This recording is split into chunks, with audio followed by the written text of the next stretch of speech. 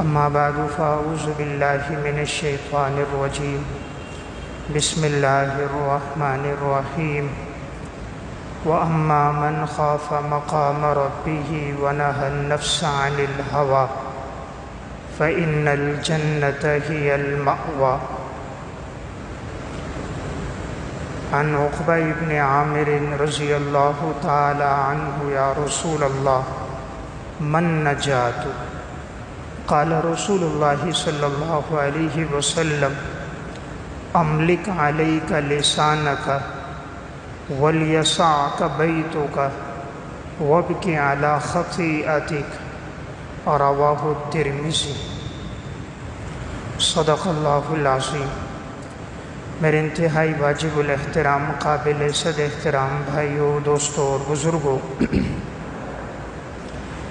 حضرت عقبہ ابن عامر رضی اللہ تعالیٰ عنہ نبی اکرم صلی اللہ علیہ وسلم کے پاس آئے اور ایک سوال کیا، من نجات یا رسول اللہ، اے اللہ کے رسول، ایسے کون سے اعمال ہیں کہ جن کو انسان اختیار کرے اور اس کی نجات ہو جائے؟ آپ صلی اللہ علیہ وسلم نے 3 باتیں ارشاد فرمائی۔ نمبر 1، امسک علیک لسانک، اپنی زبان کو کنٹرول میں رکھنا، اپنی زبان کو قابو میں رکھنا۔ نمبر 2، ولیسعک بیتک، تمہارے لیے تمہارا گھر کشادہ ہے، یعنی بلا ضرورت گھر سے باہر نہ نکلنا، اپنا وقت گھر میں عبادت میں، تلاوت میں، ذکر و اذکار میں، ریاضت میں، دینی امور میں، مطالعے میں گزار دیں۔ تیسری بات، وابک علی خطیئتک، اور اپنے گناہوں پہ روتے رہنا، اپنے گناہوں پہ رونا، آنسو بہانا۔ تو آپ صلی اللہ علیہ وسلم نے 3 باتیں بیان فرمائی۔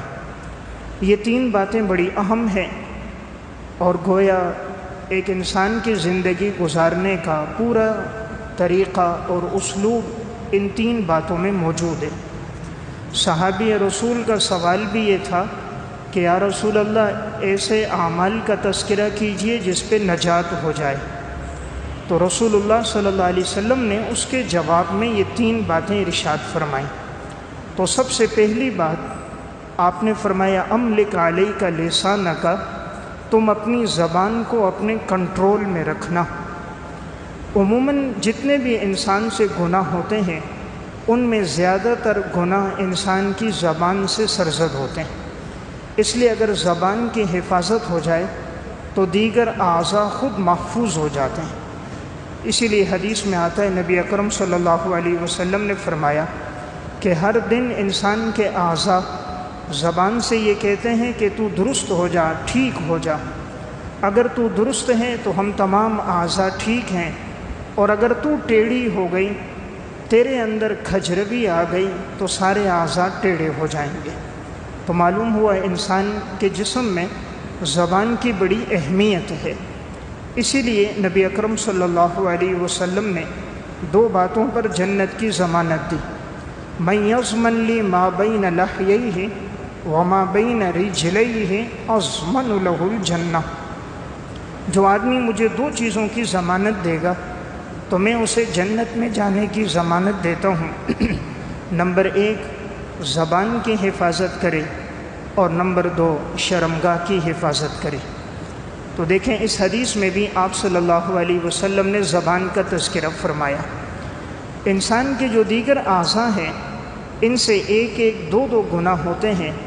جیسے انسان کا کان ہے، اس سے 1 گناہ ہے کہ انسان وہ چیزیں سنے جس سے اللہ اور اللہ کے رسول نے روکا۔ ہاتھوں سے وہ گناہ ہے جس سے شریعت نے روکا اور انسان ہاتھوں سے وہ گناہ کرتا ہے۔ لیکن زبان ایک ایسا عضو ہے جس سے 1-2 نہیں بلکہ 30 گناہ کبیرہ سرزد ہوتے ہیں۔ تو میں نے ایک اتوار کا درس بھی اس پر دیا تھا کہ زبان سے سرزد ہونے والے 30 کبیرہ گناہ، تو کسی عضو سے 30 گناہ سرزد نہیں ہوتے، اور وہ بھی کبیرہ سوائے زبان کے۔ اب جھوٹ کبیرہ گناہ ہے، زبان سے ہے، بد کلامی ہے، فحش گوئی ہے، کسی کو گالی دینا ہے، کسی کی عزت نفس کو مجروح کرنا ہے، غیبت کرنا ہے، بد کلامی کرنا ہے، کسی پہ لعن طعن کرنا ہے، کسی پر بہتان لگانا ہے، کسی کی نقل اتارنی ہے، اور دوسروں کو ہنسانے کے لیے زبان سے خلاف شرع لطیفے سنانے ہیں، کفریہ باتیں کہنی ہیں، استہزاء کرنا ہے، مذاق اڑانا ہے، یہ سب زبان سے ہو رہا ہے۔ اسی لیے آپ صلی اللہ علیہ وسلم نے 3 چیزیں بیان فرمائی یہ 3 چیزوں کو اختیار کرو، نجات ہو جائے گی۔ سب سے پہلی بات، املک علیک لسانک، اپنی زبان کو کنٹرول میں رکھنا۔ لہا عربی کا ایک شعر ہے، جراحات السنان لہا التیام ولا یلتام ما جرح اللسان، کہ زخم جو تلوار کا ہو، نیزے کا ہو، وہ بھر جاتا ہے، ٹھیک ہو جاتا ہے، لیکن جو زخم زبان سے لگ جائے وہ کبھی ٹھیک نہیں ہوتا، یعنی ساری عمر وہ تازہ ہی رہتا ہے۔ جب بھی وہ گالم گلوچ، وہ بات یاد آ جائے تو انسان کو وہ صدمہ اور وہ تکلیف دوبارہ تازہ ہو جاتی ہے۔ تو آپ نے یہ پہلی بات فرمائی، زبان کنٹرول میں ہو۔ انسان کے جسم میں 2 عضو بڑی اہمیت کے حامل ہیں، نمبر 1 دل، نمبر 2 زبان۔ اس لیے حدیث نے ان دونوں کے بارے میں بڑی تاکیدی احکامات فرمائے۔ دل کے بارے میں بھی آپ صلی اللہ علیہ وسلم نے ارشاد فرمایا کہ انسان کے جسم میں گوشت کا لوتھڑا ہے، فرمایا کہ اگر یہ ٹھیک ہو جائے، اذا صلحت صلح الجسد کلہ واذا فسدت فسد الجسد کلہ الا وہی القلب، اگر یہ ٹھیک ہو جائے تو سارا جسم ٹھیک ہے، اور اگر اس میں بگاڑ آ جائے تو سارے جسم میں بگاڑ آ جاتا ہے، اور وہ انسان کے جسم کا لوتھڑا انسان کا دل ہے۔ اس لیے دونوں چیزوں پر حضرات انبیاء علیہ السلام نے محنت کروائی، دلوں پر بھی اور زبان پر بھی۔ انسان کی جب زبان ٹھیک ہو جائے اور انسان کی نماز ٹھیک ہو جائے تو اس کے تمام کام ٹھیک ہو جاتے ہیں۔ حضرت یونس بن عبید رحمۃ اللہ علیہ کا قول حلیۃ الاولیاء میں ہے، فرمایا جس آدمی کی 2 چیزیں ٹھیک ہو گئیں اس کے تمام اعضاء، تمام اعمال ٹھیک ہو جائیں گے۔ جس کی نمازیں وقت پر ہوں، سنت کے مطابق ہوں، اور جس کی زبان درست ہو جائے اس کے تمام اعضاء ٹھیک ہو جائیں گے۔ آپ جہاں بھی کوئی کمی کوتاہی دیکھیں گے ان 2 چیزوں میں نظر آئے گی۔ اس میں نماز کی پابندی نہیں ہوگی تبھی وہ گناہوں میں مبتلا ہوگا، ورنہ نماز ان الصلاۃ تنہی عن الفحشاء والمنکر، نماز انسان کو بے حیائی سے، برائی کے کاموں سے روک دیتی ہے۔ تو جن کی نمازیں ٹھیک ہو گئیں وہ گناہوں سے بچ جاتے ہیں، اور جن کی زبان ٹھیک ہو گئی ان کا باطن ٹھیک ہو جاتا ہے۔ نماز سے ظاہر کی بھی اصلاح ہے اور باطن کی بھی اصلاح ہے، اور زبان سے خصوصاً انسان کے باطن کی اصلاح ہو جاتی ہے۔ اس لیے حضرات سلف ان 2 چیزوں پہ بڑی محنت کرتے تھے۔ حضرت لقمان حکیم بہت بڑے اللہ والے انسان ہیں۔ قرآن کریم میں اللہ تعالیٰ نے سورہ لقمان میں ان کا تذکرہ فرمایا، ان کی نصیحتیں بیان فرمائیں۔ تفسیر کشاف میں واقعہ ہے، حضرت لقمان کے ایک مرتبہ آقا نے ان سے بکری ان کو دی اور کہا اس کو ذبح کرو اور اس کے جسم کے 2 بہترین عضو لے کر آؤ۔ حضرت لقمان گئے، بکری کو ذبح کیا اور اس کے جسم سے زبان اور دل لے کر آئے۔ چند دنوں کے بعد آقا نے دوبارہ بکری دی، کہا اس کے جسم سے 2 بدترین عضو لے کر آؤ۔ پھر گئے، بکری ذبح کی اور زبان اور دل لے کر آئے۔ آقا نے کہا، میں نے کہا بہترین اعضاء لے کر آؤ، آپ زبان دل لائے۔ میں نے کہا بدترین لے کر آؤ، پھر بھی آپ زبان اور دل لے کر آئے۔ حضرت لقمان نے فرمایا اگر یہ زبان اور دل ٹھیک ہو جائیں تو تمام اعضاء ٹھیک ہو جاتے ہیں، تو یہ پھر سب سے بہترین اعضاء ہیں، اور اگر ان 2 اعضاء میں بگاڑ آ جائے تو سارے جسم میں بگاڑ آ جاتا ہے۔ پھر انسان کے یہ 2 عضو انسان کے جسم میں بدترین عضو ہوتے۔ تو اس سے معلوم ہوا انسانی جسم میں زبان کی بڑی اہمیت ہے۔ تو بہرحال آپ صلی اللہ علیہ وسلم نے جو 3 باتیں بیان فرمائیں، سب سے پہلی کیا ہے؟ املک علیک لسانک، اپنی زبان کو کنٹرول میں رکھو۔ دوسری بات آپ نے بیان فرمائی، وَلْيَسَعْكَ بَيْتُكَ، تمہارا گھر تمہارے لیے کشادہ ہو، یعنی گھر سے بلا ضرورت نہ نکلو۔ عموماً انسان جو فتنوں میں پڑتا ہے، گناہوں میں پڑتا ہے، غیبت میں پڑتا ہے، اس کی بنیادی وجہ جب وہ گھر سے نکلتا ہے، لوگوں سے اختلاط رکھتا ہے، لوگوں کی مجلسوں میں بیٹھتا ہے، آنا جانا رکھتا ہے، بلا ضرورت گفتگو رکھتا ہے، بازاروں میں گھومتا ہے، تو عموماً گناہوں میں مبتلا ہوتا ہے۔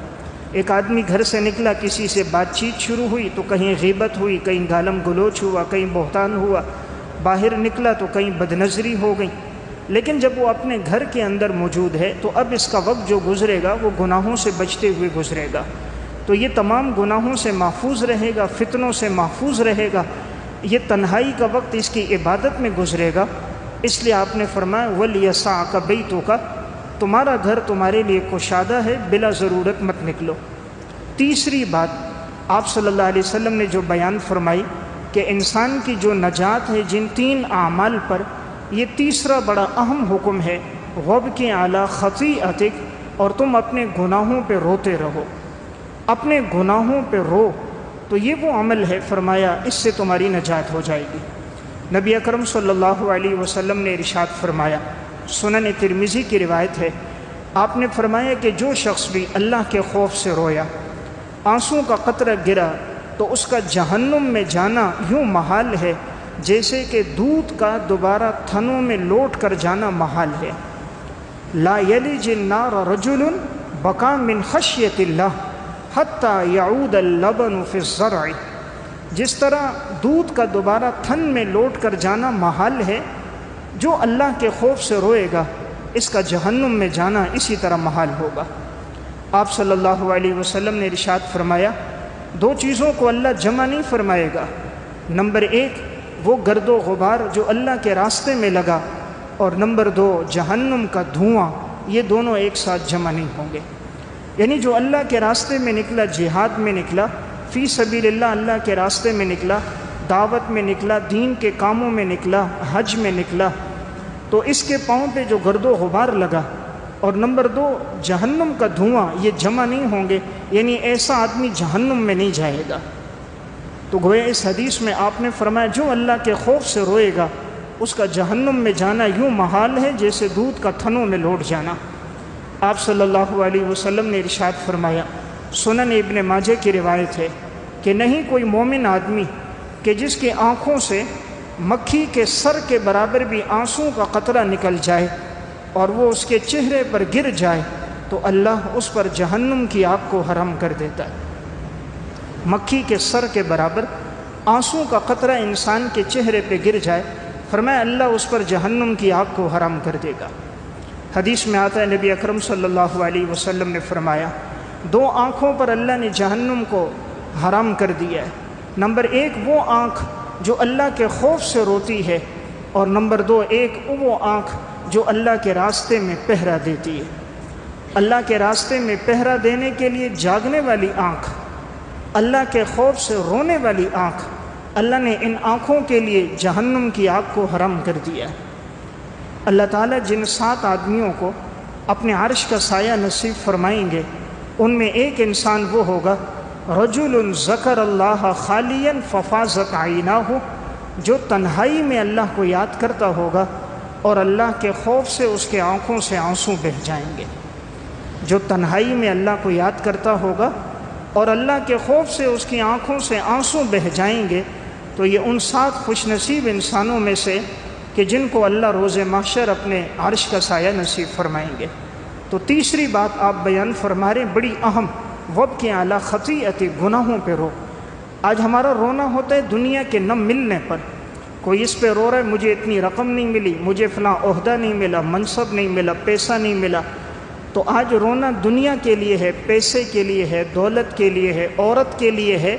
آج اللہ کے سامنے رونا نہیں ہے، اس لیے انسان ذلیل ہو رہا ہے۔ جس دن انسان صرف اللہ کے سامنے روئے گا، آنسو بہائے گا، اللہ سے مانگے گا، اس دن سے اللہ اس کی عزت اور منقبت میں اضافہ فرما دے گا۔ جتنے لوگ آپ کو سلف میں ملیں گے، کوئی ایسا نہیں تھا جو شب بیدار نہ ہو، رات کو عبادت کرنے والا نہ ہو، تہجد پڑھنے والا نہ ہو۔ سلف میں ایسا کوئی نہیں تھا، اور ایسا کوئی نہیں تھا جو اللہ کے خوف سے رونے والا نہ ہو۔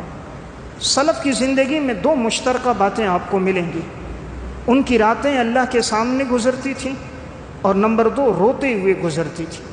اس لیے اللہ نے ان کو دن میں محبوبیت اور مقبولیت عطا فرماتی تھی۔ اس طرح کے 20 واقعات امام ابن ابی دنیا رحمۃ اللہ علیہ متوفہ 281 ہجری نے الرقۃ والبکا میں، اور امام ابن قدامہ حنبلی متوفہ 620 ہجری نے بھی الرقۃ والبکا میں اس طرح کے 20 واقعات ذکر کیے کہ حضرات صحابہ اور سلف میں کون تھے جو اللہ کے خوف سے رونے والے تھے۔ خود امام الانبیاء صلی اللہ علیہ وسلم کی حالت دیکھیے، صحیح بخاری کی روایت ہے، آپ صلی اللہ علیہ وسلم عبداللہ ابن مسعود رضی اللہ تعالیٰ عنہ سے فرماتے ہیں، عبداللہ تم میرے سامنے قرآن پڑھو۔ فرمایا یا رسول اللہ میں کیسے قرآن پڑھوں، قرآن تو آپ پہ نازل ہوا۔ فرمایا نہیں، میرا دل چاہتا ہے آج میں کسی اور سے قرآن سنوں۔ حضرت عبداللہ بن مسعود رضی اللہ تعالیٰ عنہ فرماتے ہیں میں نے قرآن کریم کی تلاوت شروع کی، اور جب میں پڑھتے پڑھتے اس آیت پہ پہنچا فَكَيْفَ إِذَا جِئْنَا مِن كُلِّ أُمَّةٍ بِشَهِيدٍ وَجِئْنَا بِكَ عَلَى هَؤُلَاءِ شَهِيدًا، ہم ہر امت میں سے ایک گواہ لے کر آئیں گے، آپ کو تمام امتوں پر گواہ بنا کر پیش کریں گے۔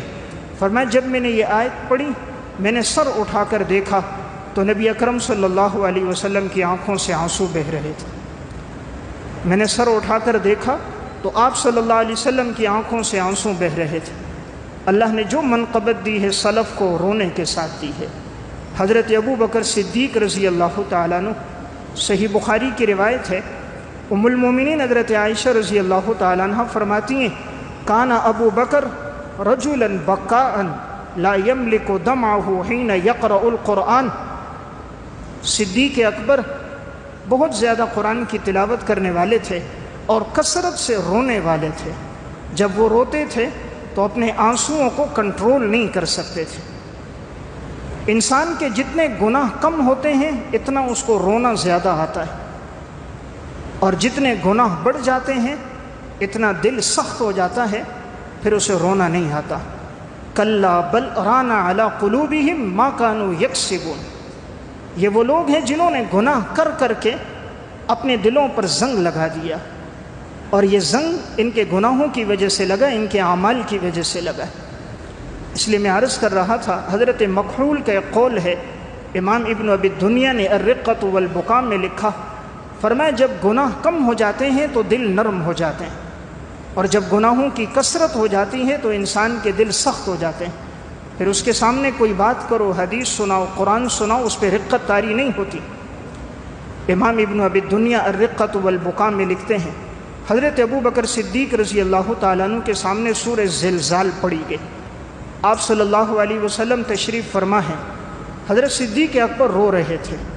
جب یہ سورت پڑھی گئی اذا زلزلت الارض زلزالها واخرجت الارض اثقالها وقال الانسان ما لها، جب زمین میں ایک زلزلہ آئے گا اور زمین اپنے اندر کے سب خزانوں کو، میتوں کو، مردوں کو باہر نکال دے گی، انسان کہے گا اے زمین تجھے کیا ہو گئی؟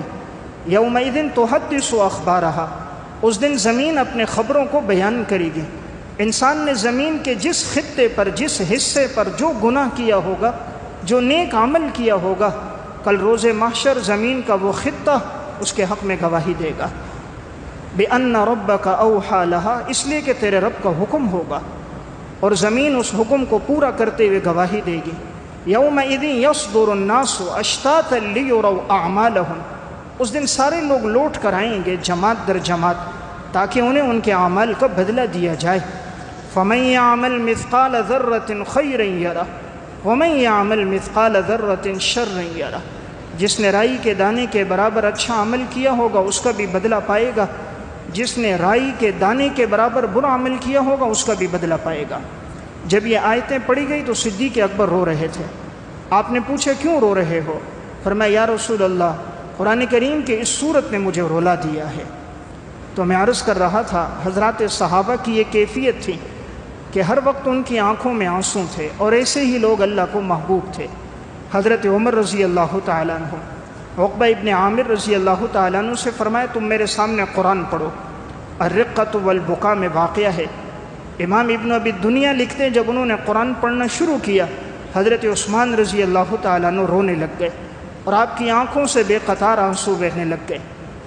ایک دفعہ نماز پڑھا رہے تھے اور حضرت عمر سورہ طور پڑھ رہے تھے، اور جب ان آیات پہ پہنچے ان عذاب ربک لواقع ما لہ من دافع، یقیناً تیرے رب کا عذاب واقع ہوگا اور جب وہ ہو جائے تو کوئی اس کو روکنے والا نہیں ہوگا۔ حضرت عمر رونے لگ گئے، ایسے روئے کہ 20 دن تک بیمار ہو گئے، اور لوگ آپ کی عیادت کے لیے آپ کے گھر آتے تھے۔ یہ واقعہ حیات الصحابہ میں اور رقۃ والبکا میں ابن ابی الدنیا نے لکھا۔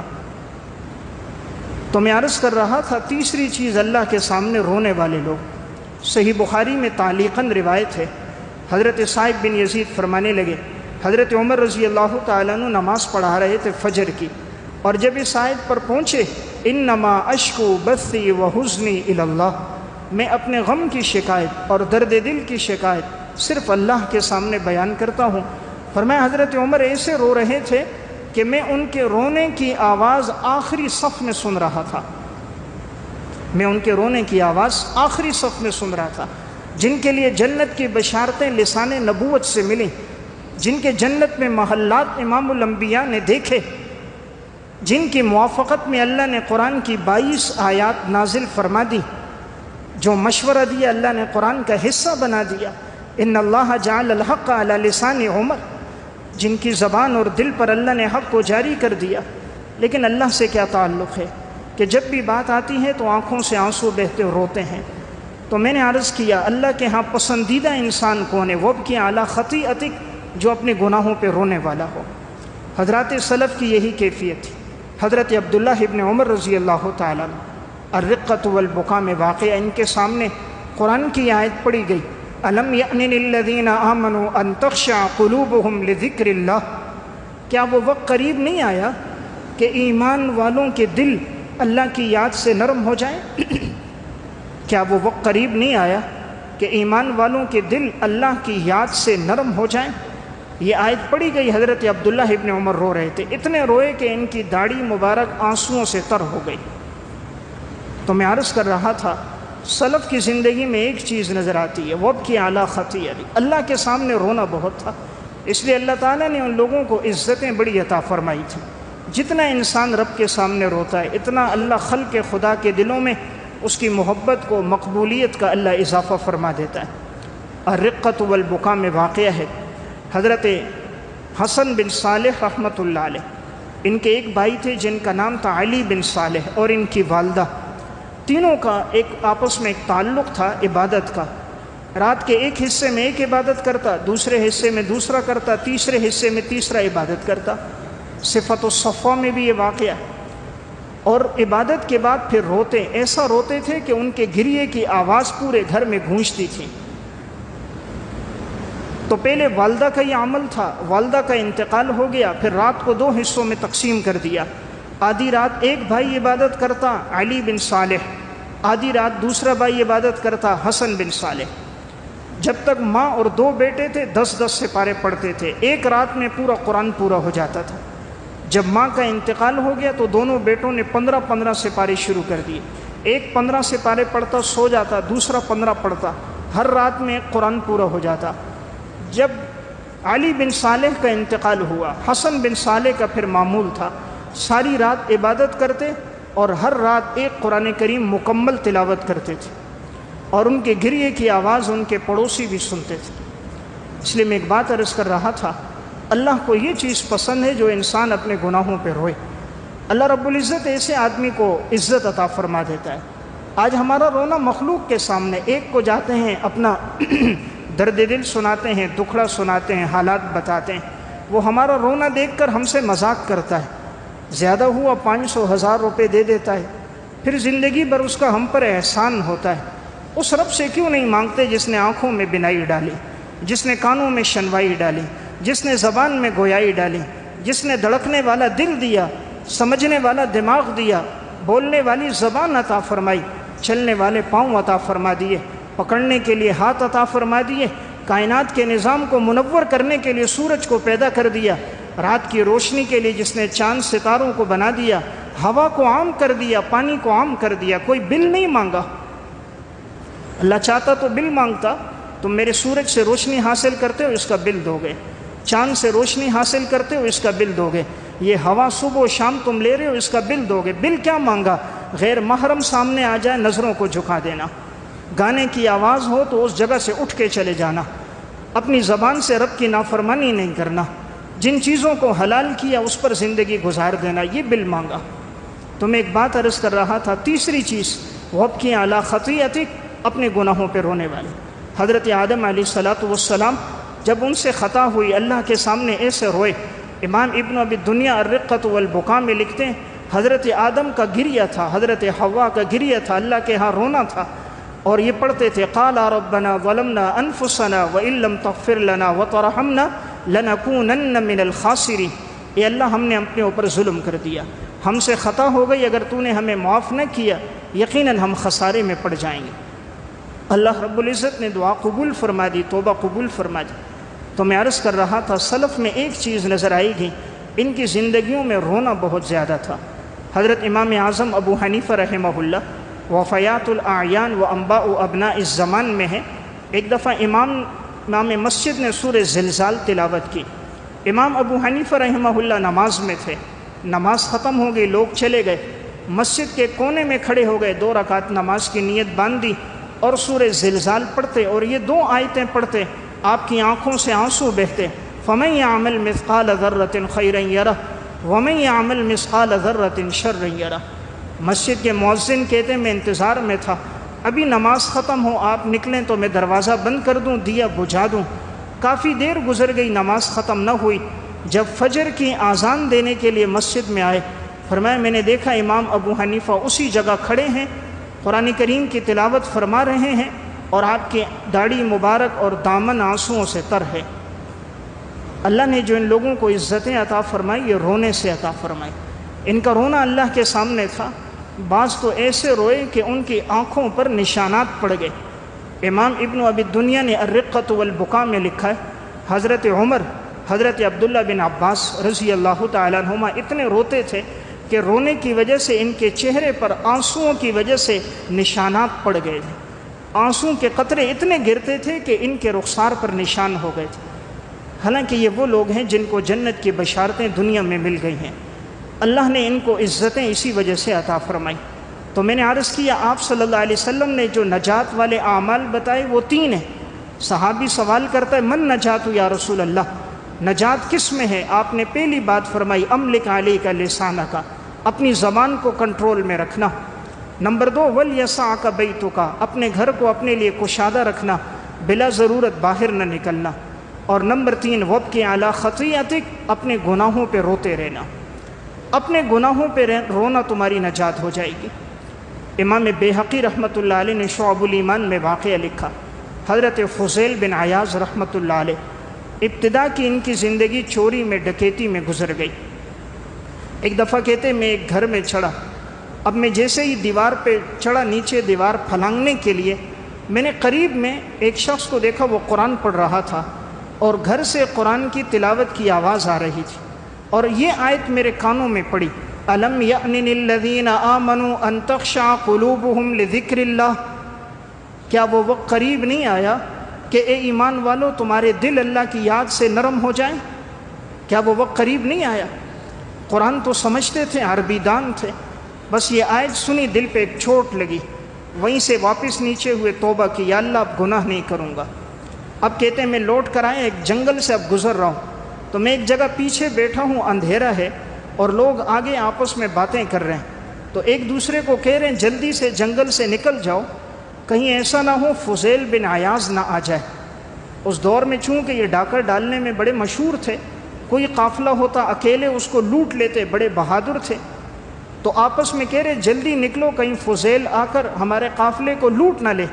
حضرت فضیل کے کانوں میں یہ آواز بھی پڑ گئی، اللہ کے سامنے گرے، سجدے میں روئے کہ یا اللہ آج مخلوق کے دل میں یہ بات آ گئی کہ فضیل تو ایسا ڈکیت ہے، چور ہے، ہر قافلے کو لوٹتا ہے، یا اللہ مجھے توبہ کی توفیق دے۔ وہاں سے گئے، پھر ساری زندگی حرمین میں گزار دی، مکہ اور مدینہ میں، اور پھر انتقال ہوا فضیل بن عیاض کا تو وہ بھی مکہ میں ہوا۔ تو میں عرض کر رہا تھا قرآن کی ایک آیت سنی اور زندگی تبدیل ہو گئی، اور پھر ایسی زندگی بدلی کہ ساری عمر اللہ کے سامنے شب بیداری میں گزری۔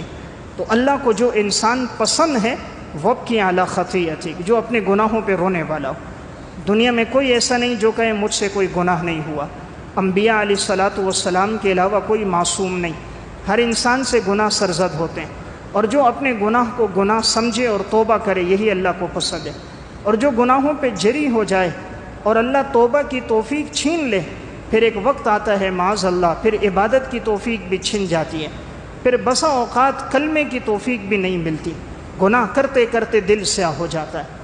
اس لیے حدیث میں آتا ہے، آپ نے فرمایا مومن سے جب گناہ ہو جائے اس کو یوں اتنا بھاری لگتا ہے جیسے پہاڑ اس پر گرنے والا ہے، اور منافق سے گناہ ہو اس کی مثال جیسے اس کے ناک پہ مکھی ہے، اس نے ہاتھ اوپر کیا مکھی اڑ گئی، پھر نیچے کیا پھر مکھی آ گئی، یعنی گویا کہ اس کو اس سے کوئی ذرا برابر بھی اس کی زندگی پہ کوئی اثر نہیں پڑتا، اس کی حیثیت یوں ہے جیسے مکھی کی ہے، گناہ کی آیا اور چلا گیا۔ اور مومن کی حیثیت اذا سرت کا حسنتوں کا وساعت کا سیئتوں کا فانت مؤمن، جب تمہاری نیکی تمہیں خوش کر دے، تمہارا گناہ تمہیں غمگین کر دے، آپ نے فرمایا تم مومن ہو۔ جب نیک اعمال سے خوشی ہو، گناہوں سے انسان غمگین ہو جائے، فرمایا تم مومن آدمی ہو۔ امام بہقی نے شعب الایمان میں ایک واقعہ لکھا، امام اصمعی رحمۃ اللہ علیہ فرماتے ہیں ایک دفعہ میں مسجد سے تلاوت کر کے گھر آ رہا تھا، راستے میں نے دیکھا ایک دیہاتی شخص ملا، اونٹ پر تھا، مجھے دیکھا وہ نیچے اترا، سلام کیا، پوچھا کون ہو، میں نے تعارف کرایا میں امام اصمعی ہوں۔ فرمایا کہاں سے آئے ہو، میں نے کہا مسجد سے آیا ہوں۔ کہا کیا کر رہے تھے، میں نے کہا قرآن کی تلاوت کر رہا تھا۔ کہا میرے سامنے بھی ذرا قرآن پڑھو۔ امام اصمعی کہتے میں نے اس کے سامنے سورہ زاریات تلاوت کرنا شروع کی، اور جب میں پڑھتے پڑھتے اس آیت پہ پہنچا وَفِي السَّمَاءِ رِزْقُكُمْ وَمَا تُوعَدُونَ، اور اللہ تعالیٰ نے تمہارا رزق آسمان میں رکھا ہے، اور جو تم سے وعدہ کیا جاتا ہے وہ آسمانوں میں ہے، یعنی گویا اللہ سے تعلق کے ساتھ رزق کے دروازے کھلتے ہیں۔ اس نے جب یہ آیت سنی فرمایا بس کرو۔ امام اصمعی کہتے ہیں میں رک گیا، یہ دیہاتی اس نے تلوار نکالی، اپنے اونٹ کا نہر کیا، اور وہیں اونٹ کے گوشت کے ٹکڑے حصے بنائے، جتنے غریب مساکین تھے سب میں تقسیم کر دیا، اپنے کپڑوں میں سے 2 چادریں نکالی اور ان کو پہنا اور کہا میں عمرے کے سفر کے لیے جا رہا ہوں، اور چلا گیا۔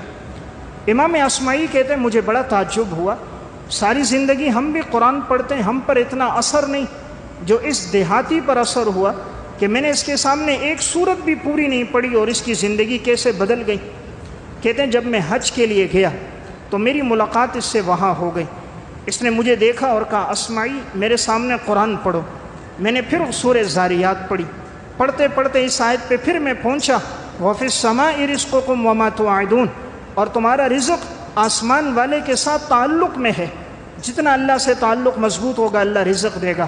کہا یہ تو ہم نے اللہ کا وعدہ سچا پایا، یعنی پورے سفر میں میرے پاس کوئی سواری نہیں تھی، کوئی زاد راہ نہیں تھا، اللہ نے ہر جگہ مجھے تازہ کھانا کھلایا اور ہر جگہ اللہ نے میرے رزق کا انتظام کر دیا، یہ وعدہ تو ہم نے اللہ کا سچا پایا۔ آگے پڑھو، کہتے میں نے آگے پڑھا فَوَرَبِّ السَّمَاءِ وَالْأَرْضِ إِنَّهُ لَحَقٌّ مِثْلَ مَا أَنَّكُمْ تَنطِقُونَ، آسمان اور زمین کے رب کی قسم، یہ قرآن کریم یوں سچا اور برحق ہے جیسے انسان کا کلام کرنا برحق ہے، جیسے انسان گفتگو کرتا ہے یہ سچ اور برحق ہے، قرآن کریم اسی طرح برحق ہے۔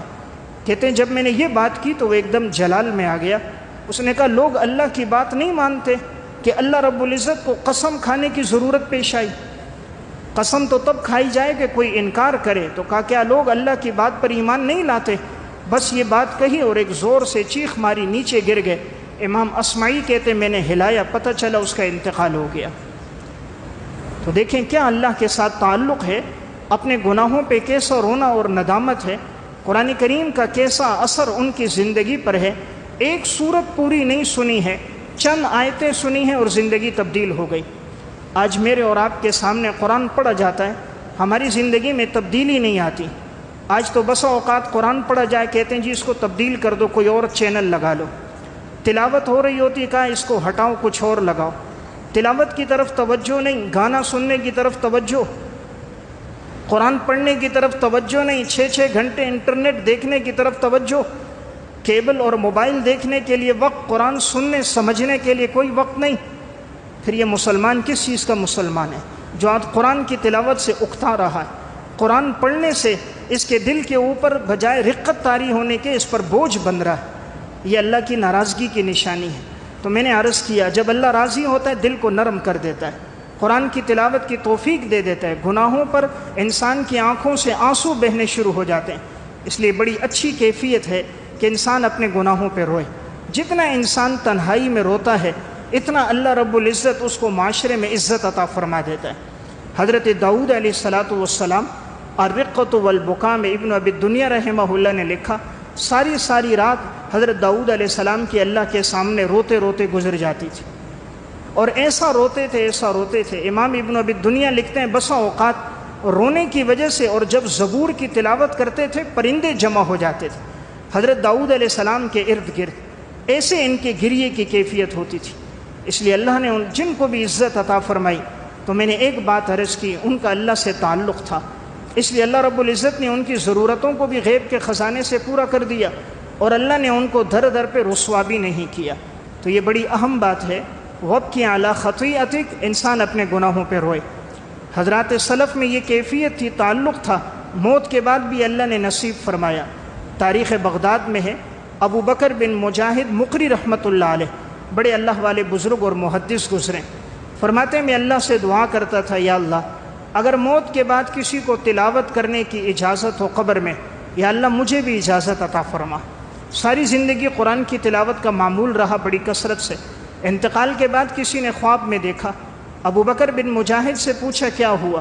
فرمایا میں نے جو اللہ سے دعا کی تھی اللہ نے قبول فرما دی، اللہ رب العزت نے جنت میں بغیر حساب و کتاب کے داخل بھی فرما دیا، اور میری آرزو کو پورا فرما دیا، اور مجھے قبر میں اللہ نے تلاوت کی توفیق عطا فرما دی۔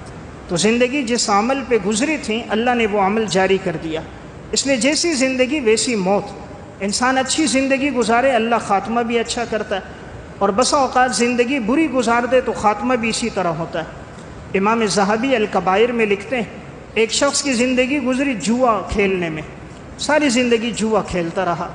جب موت کا وقت قریب آیا تو اس کے قریب ساتھی کہتے تھے کلمہ پڑھو، اس کے سامنے کلمے کی تلقین کرتے، وہ آگے سے کہتا فلاں کو بلاؤ فلاں کو بلاؤ تاکہ جوا کھیلیں گھوٹیاں کھیلیں، تو اس کی زبان پہ کلمہ نہیں آ رہا تھا، وہی جوئے کی باتیں زبان پر آئیں اور یہ باتیں کرتا کرتا دنیا سے چلا گیا۔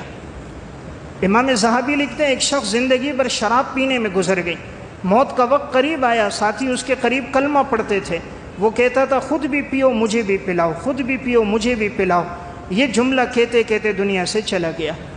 تو انسان اگر زندگی اچھی گزار دے اللہ خاتمہ بھی اچھا کر دیتا ہے۔ خدا نہ کرے زندگی بری ہو تو اللہ کے ہاں تو عدل اور انصاف ہے نا۔ ایک آدمی زندگی کے 40-50 سال رب کی نافرمانی میں گزار دے، اس کے پاس اللہ کے سامنے سجدہ کرنے کا ٹائم نہیں ہے۔ آج کہتے ہیں میرے باس نے بلایا، دوڑتے ہوئے جاتے ہیں، باس نے بلایا، سیٹھ نے بلایا، زمین اور آسمان کا باس 5 مرتبہ بلاتا ہے، حی علی الصلاح حی علی الفلاح، آؤ نماز کے لیے، آؤ کامیابی کے لیے، اللہ اکبر، اللہ سب سے بڑا ہے۔ کتنے ہیں جو اس صدا پر مسجد آتے ہیں؟ فجر کی نماز میں دیکھ رہا تھا ایک صف بھی پوری نہیں ہے، ایک صف مسجد کی وہ بھی پوری نہیں ہے، 40 سے 50 نمازی ہیں، صرف جمعے میں 3-3 ہزار نمازی موجود ہیں، فجر میں 50 نمازی بھی نہیں ہیں۔ آج 2-2 گھنٹے 4-4 گھنٹے ہمارے رات گزر جاتے ہیں موبائل پر، پھر ہم کہتے ہیں رزق میں برکتیں نہیں ہیں، پھر ہم کہتے ہیں لا علاج بیماریوں میں مبتلا کیوں ہو گئے، یہ ساس بہو کا جھگڑا کیوں ہے، یہ باپ بیٹا کیوں دست و گریبان ہیں۔ اس کی بنیادی وجہ، اگر ایک انسان نے یہ دیکھنا میرا اللہ کے ہاں کیا مقام ہے، وہ دیکھیں اللہ کے حکم کا میرے ہاں کیا مقام ہے۔ اگر اللہ کا حکم اس کے سامنے سب سے زیادہ بلند ہے، سب سے پہلے اللہ کا حکم ہے، تو اس کا بھی مقام اللہ کے ہاں پھر سب سے بلند ہے۔ اگر اس کے ہاں رب کا حکم سب سے آخر میں، پھر وہ رب کی رحمت کی نگاہوں سے بھی گرا، اللہ کے ہاں بھی اس کی کوئی عزت نہیں۔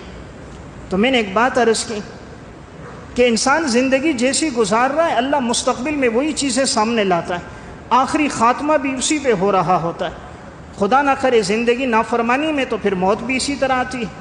ایک واقعہ ڈاکٹر نور محمد نے لکھا انمول واقعات میں کہ ایک شخص زندگی بھر گانا گانے میں گزر گیا، ساری زندگی گانا گاتا، گانے سنتا، نہ کبھی نماز کے قریب آیا، نہ تلاوت کے، نہ مسجد کے، نہ کبھی جمعہ پڑھا، نہ کبھی عام نمازیں پڑھی۔ موت کا وقت قریب آیا، ڈاکٹر صاحب کہتے ہیں اس کی حالت یہ تھی کہ زبان باہر نکل گئی، آنکھیں اندر کو دھنس گئی، آواز یوں نکلتی جیسے کوئی کتا بھونک رہا ہو، اتنی تکلیف میں چیختا چلاتا، کوئی قریب نہیں بیٹھ سکتا تھا۔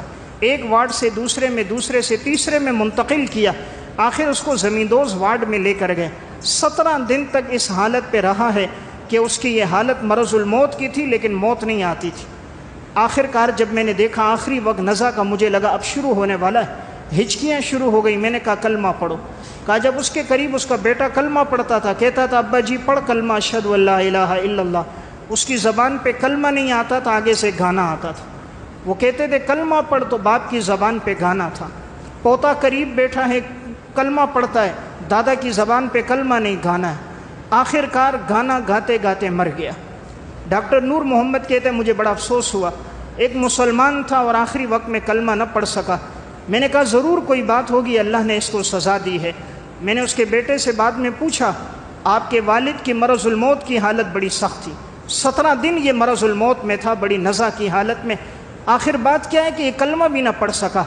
بیٹے نے کہا ڈاکٹر صاحب ہم نے جب سے ہوش سنبھالا ہم نے اپنے باپ کو دیکھا ہے, صبح ہوتی تھی گھر میں گانا ہوتا تھا, اس کی گاڑی میں گانا, دکان میں گانا, زندگی بھر گانا گانے میں, گانا سننے میں گزار دی.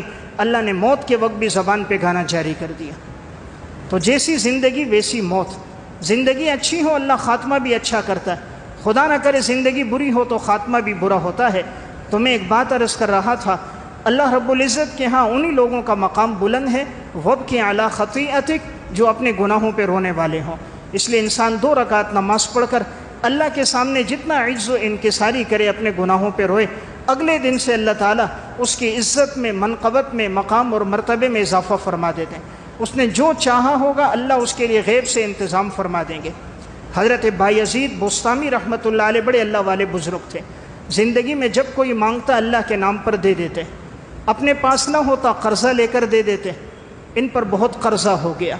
جب آخری وقت مرض الموت کا شروع ہوا, قریب میں ایک شخص تھا, کہنے لگا حضرت بایزید سے, حضرت آپ پر تو بہت قرضہ ہو گیا اور ادائیگی کے کوئی اسباب. حضرت بایزید کی آنکھوں میں آنسو آ گئے. اللہ رب العزت کے سامنے جھولی پھیلائی, یا اللہ میں نے اپنی ذات پہ کوئی خرچ نہیں کیا, جب بھی کسی نے مانگا تیرے نام پہ مانگا, میں نے تیرے نام کی لاج رکھی, میں نے تیرے نام کی عزت رکھی, میں نے اس کو خالی نہیں لوٹایا.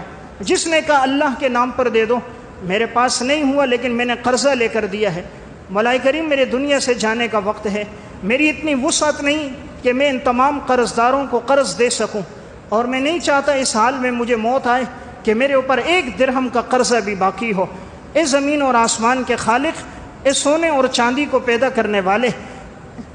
اب یہ دعا بایزید کی جاری تھی, دروازے پر دستک ہو گئی. دروازہ کھولا تو ایک آدمی نے کہا بایزید پر جتنے لوگوں کا قرضہ ہے وہ آئے اور لے لیں. جتنے لوگ تھے سارے آتے گئے, قرضہ دیتے گئے.